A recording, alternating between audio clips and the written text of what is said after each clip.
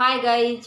आज हम लोग एक नए टॉपिक के साथ में अपने इस लेसन की शुरुआत करेंगे और वो टॉपिक रहेगा राजस्थान का अपवाह तंत्र या ड्रेनेज सिस्टम। अपवाह तंत्र या ड्रेनेज सिस्टम किसे कहते हैं? अपवाह तंत्र नदियों व उनकी सहायक नदियों द्वारा निर्मित तंत्र या प्रारूप होता है। जैसे अगर कोई नदी चल रही है, सपोज ये ऐसे कोई नदी चल रही है इस ओर, तो इसके साइड में ये कोई न कोई एरिया को तो कवर कर रही होगी। ये वाला जो एरिया कवर हो रहा है, जैसे मान लियो ये मेन रिवर है और ये इसकी सहायक नदी है। इसकी और सहायक नदी कोई भी हो सकती है, इसकी भी सहायक नदी की हुई हो सकती है। तो ये जितना पूरा ये अपना कैचमेंट एरिया कवर कर रही है, इसे अपवाह तंत्र के रूप में जानते हैं। ये वाला पूरा एरिया अपवाह तंत्र या ड्रेनेज सिस्टम कहलाता है। तो नदियों व उनकी सहायक नदियों द्वारा निर्मित तंत्र या प्रारूप को क्या कहते हैं? अपवाह तंत्र। देन हम देखते हैं कि राजस्थान में स्पेशली नदियों के दो मुख्य महत्व हैं। एक तो हम सब जानते हैं कि ये सिंचाई के काम आती है, लेकिन जो सेकंड इम्पोर्टेंट जो महत्व है और वो है जल से विद्युत का निर्माण करना। अगर हम इंडिया के अपवाह तंत्र की बात करें तो हम दो प्रकार के अपवाह तंत्र वहां पढ़ते हैं। एक हिमालय से निकलने वाली नदियों का अपवाह तंत्र है और दूसरा प्रायद्वीपीय भारत से निकलने वाली नदियों का अपवाह तंत्र। ये वाला पूरा हिमालय है अपना, इस पूरे भाग को ये हिमालय कवर कर रहा है। तो इस हिमालय से जो भी नदी निकलती है उनको तो हम हिमालय से निकली हुई नदी कहते हैं। लेकिन ये वाला जो भाग आ रहा है, ये वाला प्रायद्वीपीय भारत को कवर कर रहा है।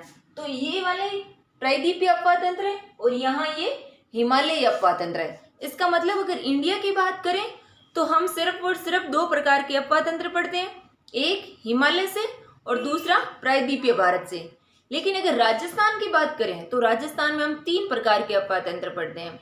इंडिया का अपवाह तंत्र उद्गम के आधार पर है कि नदी कहाँ से निकल रही है, उसके अकॉर्डिंग हम देखते हैं कि इसका अपवाह तंत्र दो प्रकार का है। लेकिन अगर राजस्थान के अपवाह तंत्र देखें तो वो उद्गम नहीं, निकासी, जो लास्ट उसका डिस्चार्ज पॉइंट है, उस डिस्चार्ज पॉइंट के आधार पर हम राजस्थान में तीन प्रकार का अपवाह तंत्र देखते हैं। एक अरब सागर में गिरने वाली नदी, दूसरी बंगाल की खाड़ी में गिरने वाली नदियां और तीसरी जो आंतरिक प्रवाह को दिखाती है, मीन्स वो कहीं पहुंचती नहीं है, उससे पहले ही गायब हो जाती है, मीन्स वो सूख जाती है।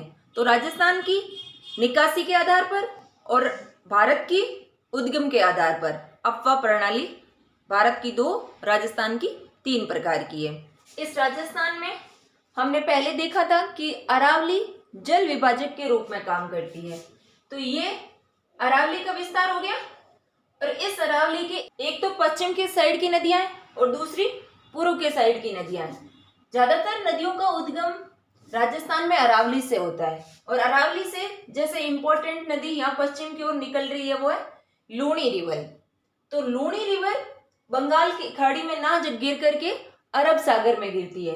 तो इस साइड वाली नदियां अरब सागर को दिखा रही है, मीन्स अरब सागर में गिरने वाली नदियां, और इस साइड वाली नदियां जो बंगाल की खाड़ी में गिरती है। जैसे ये चंबल नदी यहाँ से निकल रही है तो ये बंगाल की खाड़ी में इसका पानी जाता है। यहाँ से बनास रिवर है तो बनास रिवर भी अपना पानी बंगाल की खाड़ी में गिरा रही है।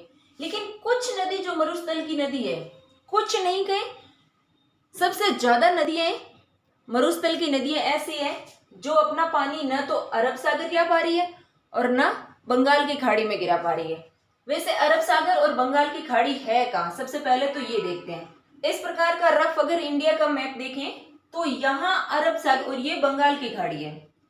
तो कुछ नदी अपना पानी यहाँ डिस्पोज कर रही है और कुछ नदी अपना पानी यहाँ लेकर आ रही है। ये अपना राजस्थान हो गया, ये वाला भाग राजस्थान का है। और इस राजस्थान से कुछ नदियां ऐसे निकल करके, जैसे चंबल की बात करें तो चंबल यहाँ से निकलती है एमपी से निकल करके राजस्थान होते हुए ये दिल्ली के आसपास में यहाँ चंबल में यमुना में मिल जाती है और यमुना यहाँ आकर के यहाँ से गंगा नदी प्रवाहित हो रही है और इस गंगा में आकर के मिल जाती है और देन गंगा आके बंगाल की खाड़ी में गिर जाती है।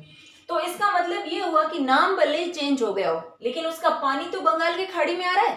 तो इसका मतलब अपना ये पानी चंबल बंगाल की खाड़ी में गिरा रही है।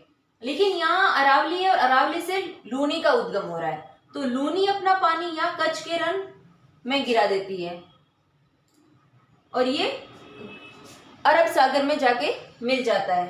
तो यहाँ लूनी का पानी अरब सागर में गिर रहा है और चंबल का पानी बंगाल की खाड़ी में गिर रहा है। तो ये अरब सागर, ये बंगाल की खाड़ी हो गई है।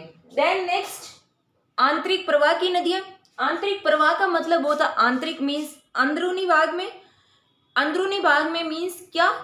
अंदरूनी भाग का मतलब ये हुआ कि वो नदियां लुप्त हो गई है। जब हम रेत में पानी डालते हैं तो रेत में पानी डालने के बाद में आप उससे चेक करना एक बार, वो पानी गायब हो जाता है, हाथों हाथ वो चला जाता है। तो ऐसे ही राजस्थान की लगभग 60% नदियां हैं जो अपना पानी डिस्पोज कहीं भी कोई बड़े सागर या महासागर में नहीं करती है, वो एकदम आंतरिक हो जाता है, मीन्स सूख जाता है या वहीं लुप्त हो जाता है।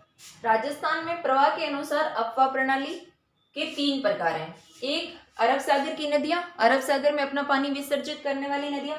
दूसरा, बंगाल की खाड़ी में जाने वाली नदियां जो कि 23% नदियां हैं। आंतरिक प्रवाह, इसे ही अंतः प्रवाह कहते हैं और इंग्लिश में वर्ड लिखा है तो इसे इनलैंड वाटर रिवर कहते हैं। तो अगर इनकी संख्या के आधार पर इनको देखा जाए कि राजस्थान में पूरी 100 मान लिया जाए कि 100 नदियां हैं, तो उन 100 नदियों में से अरब सागर में जो अपना पानी गिराने वाली नदियां हैं वो है 17%, बंगाल की खाड़ी में 23% और आंतरिक प्रवाह या अंतः प्रवाही सबसे ज्यादा है, वो है 60%। 60% नदियां ऐसी है राजस्थान की जो अपना पानी कहीं भी डिस्पोज नहीं कर पाती है, न तो अरब सागर की खाड़ी में और न ही बंगाल की खाड़ी में। इसका मतलब ये हुआ कि यहाँ पानी की बहुत किल्लत हो जाती है और इसका मुख्य रीजन होता है मरुस्थल का होना। राजस्थान में मरुस्थल के कारण ही आंतरिक प्रवाह की सबसे ज्यादा नदियां हैं। अगला इसमें इंपॉर्टेंट बिंदु है कि राजस्थान में देश के सतही या नदी जल का 1.16% भाग है। अगर हम देश के कुल नदी का या सतही जल का 100% भाग मान लें तो राजस्थान उसमें से 1.16% भाग प्राप्त करता है। और इसका मुख्य कारण है कि राजस्थान की नदियां ग्लेशियर से न निकल कर के, मीन्स तो उद्गम बर्फ के बड़े बड़े टुकड़ों से न होकर के मानसून पर निर्भर होना है। राजस्थान की नदियां ग्लेशियर पर न निर्भर होकर के मानसून पर निर्भर होती है। इसी कारण राजस्थान देश का सबसे कम भाग 1.16% भाग कवर करता है। ये इम्पोर्टेंट है, इसको अच्छे से याद रखना है कि 1.16% भाग राजस्थान प्राप्त करता है सतही या नदी जल का। नेक्स्ट, राजस्थान में देश के भूमिगत जल का 1.69% भाग है। मीन्स अगर टोटल भूमिगत जल को देश के 100% भाग मान लिया जाए तो राजस्थान उसमें से 1.69% भाग प्राप्त करता है। 1.16% तो भाग प्राप्त कर रहा है नदी जल के रूप में और भूमिगत जल के रूप में प्राप्त कर रहा है 1.69%। थोड़ा सा भूमिगत जल नदी जल से ज़्यादा है। नदी जल का मुख्य रीज़न ये है कि इनकी नदियों का मानसून पर निर्भर होना। जब भी मानसून आएगा तभी इन नदियों में पानी आएगा, अदरवाइज ये नदियाँ सूखी रह जाती है। इसलिए राजस्थान में 12 मास चलने वाली नदियाँ नहीं प्राप्त होती है। कोई एक आध नदी ऐसी कह सकते हैं जो वर्ष भर चलने वाली नदी है, लेकिन वो भी मानसून पर ही निर्भर है। नेक्स्ट वीडियो में हम देखेंगे राजस्थान की अलग अलग नदियों के बारे में। आज के इस वीडियो को यहीं ख़त्म करेंगे, मिलेंगे नेक्स्ट वीडियो के साथ में। Thank you.